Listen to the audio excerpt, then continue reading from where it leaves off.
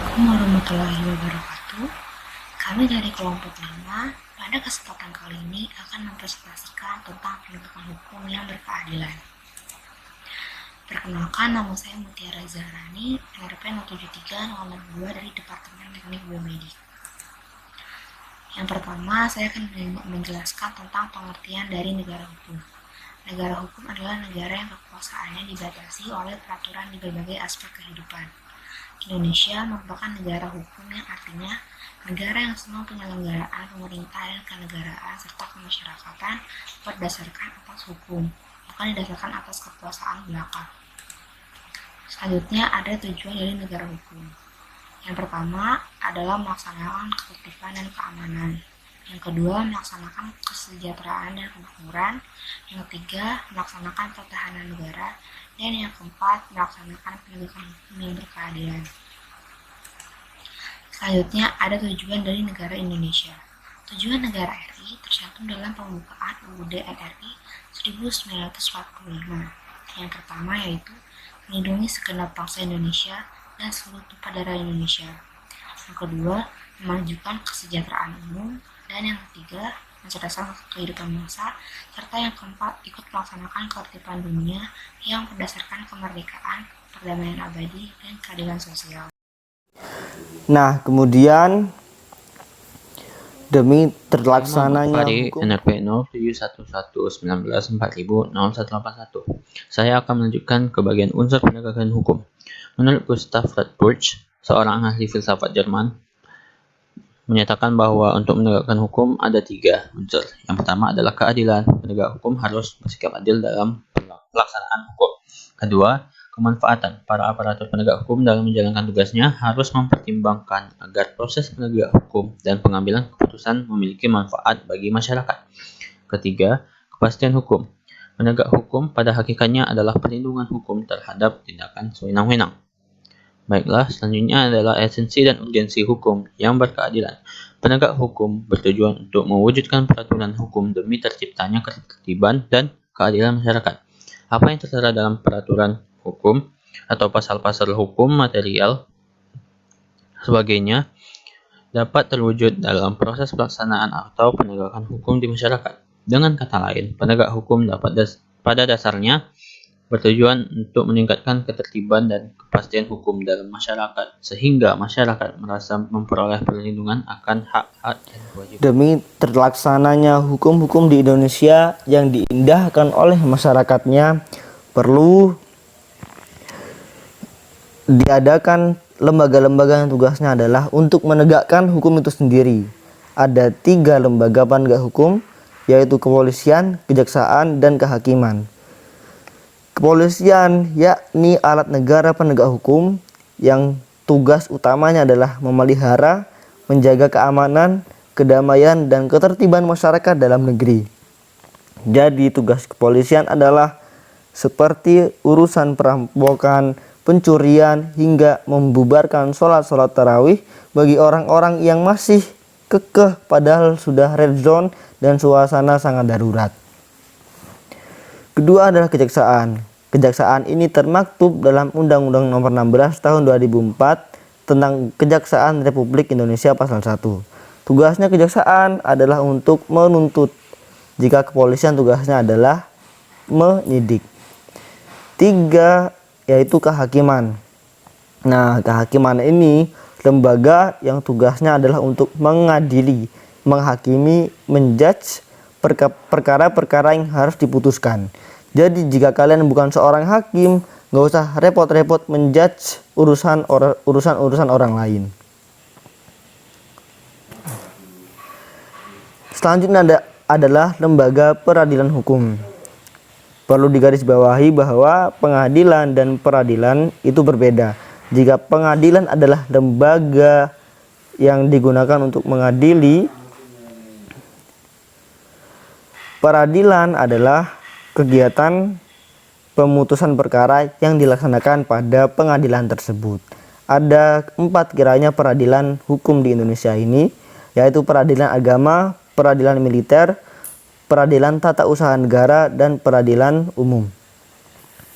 Peradilan agama tugasnya, wewenangnya adalah memeriksa perkara-perkara di tingkat pertama antara orang-orang yang beragama Islam. Maksudnya, ada perkara-perkara dalam agama Islam yang harus diputuskan dalam peradilan agama ini, seperti pernikahan, wakaf tanah, lalu perceraian, dan lain-lain. Peradilan militer memutuskan perkara pidana terhadap kejahatan dan pelanggaran. Tentunya urusannya ini yang berkaitan dengan kemiliteran. Lalu peradilan tata usaha negara yang terfokuskan pada administrasi negara yang melaksanakan fungsi untuk menyelenggarakan urusan pemerintahan baik di pusat maupun daerah. Terakhir adalah peradilan umum. Salah satu pelaksanaan kekuasaan kehakiman bagi rakyat pencari keadilan pada umumnya. Nah, peradilan umum ini memiliki beberapa tingkatan, yaitu peradilan negeri, peradilan tinggi, peradilan tingkat kasasi. Nah, terakhir ada penasihat hukum. Peradilan negeri itu memiliki wilayah tingkat pertama. Jadi, peradilan negeri itu berada di tingkat kota. Kalau peradilan tinggi tingkatnya di provinsi.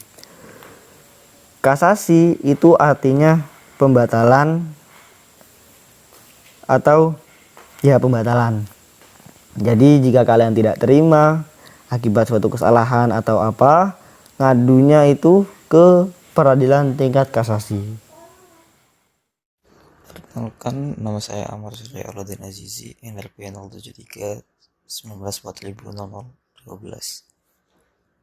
Melanjutkan penegakan hukum menurut UUD NRI 1945 pasal 424. Kekuasaan kehakiman merupakan kekuasaan yang merdeka untuk menyelenggarakan peradilan untuk menegakkan hukum dan keadilan. Yang kedua, kekuasaan kehakiman menurut UUD NRI 1945 merupakan kekuasaan yang merdeka yang dilakukan oleh sebuah Mahkamah Agung dan badan peradilan yang berada di bawahnya dalam lingkungan peradilan umum, lingkungan peradilan agama, lingkungan peradilan militer, peradilan tata usaha negara, dan oleh sebuah Mahkamah Konstitusi. Yang ketiga, badan-badan lain yang fungsinya berkaitan dengan kekuasaan kehakiman diatur dalam undang-undang. Yang keempat, pasal 24B ayat 1 Komisi Yudisial bersifat mandiri yang berwenang mengusulkan pengangkatan hakim agung dan mempunyai wewenang lain dalam rangka menjaga dan menegakkan kehormatan, keseluruhan martabat serta perilaku hakim.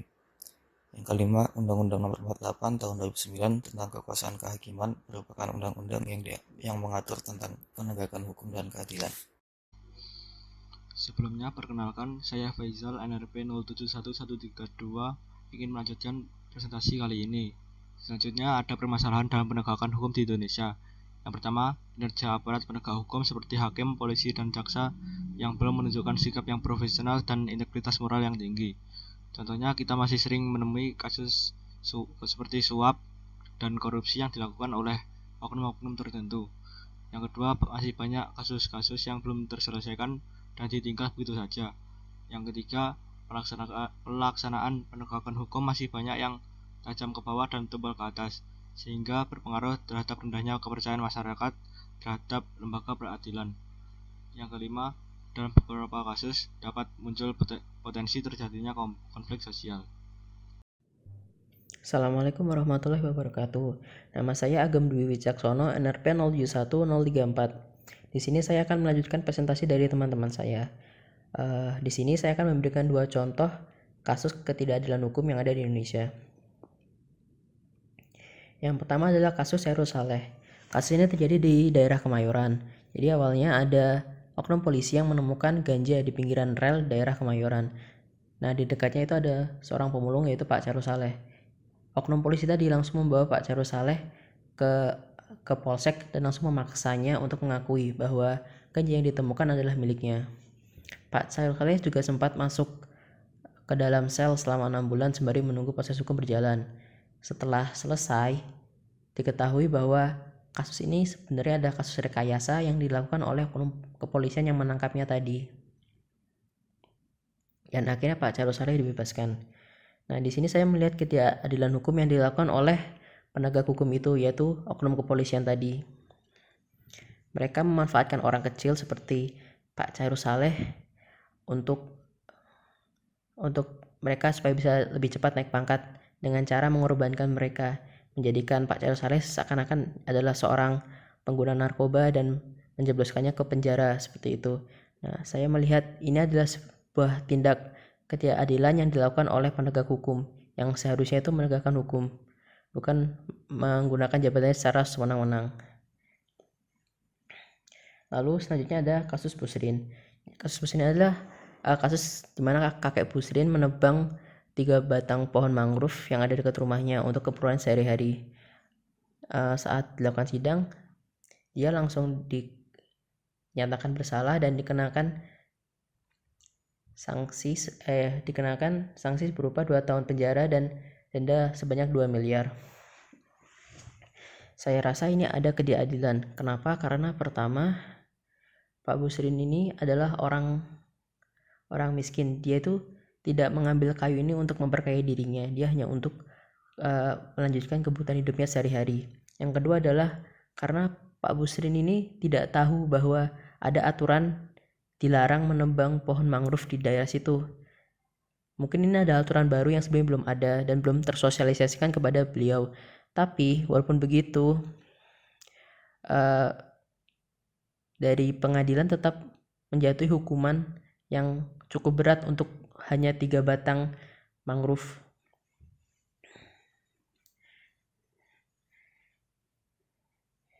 Seperti itu. Jadi kami menilai bahwa di sini ada ketidakadilan yang dilakukan oleh oknum polisi. Astagfirullah. Enggak apa sih? Ntar dikat. Selanjutnya ada kasus Busrin. Pada kasus ini kakek Busrin dikenai hukuman berupa 2 tahun penjara dan juga denda sebanyak 2 miliar rupiah karena menebang 3 batang pohon mangrove. Kami berpendapat bahwa putusan hakim kali ini tidak adil. Pertama, karena kakek Busrin ini menebang pohon tidak untuk memperkaya dirinya, melainkan hanya kebutuhannya sehari-hari, yaitu berupa kayu bakar. Sehingga hukuman selama 2 tahun penjara dan juga denda sebanyak 2 miliar rupiah itu terasa terlalu berlebihan untuk dikenakan kepada seseorang seperti kakek Busrin yang dia itu bukan orang kaya, yang termasuk orang miskin dan juga sudah sepuh, sudah tua. Lalu selanjutnya kakek Busrin juga tidak tahu bahwa ada aturan baru dari pemerintah yang melarang untuk menebang pohon mangrove di dekat rumahnya itu. Kami berpendapat bahwa menghukum orang ketika orang itu tidak tahu bahwa ada aturannya itu tidak adil.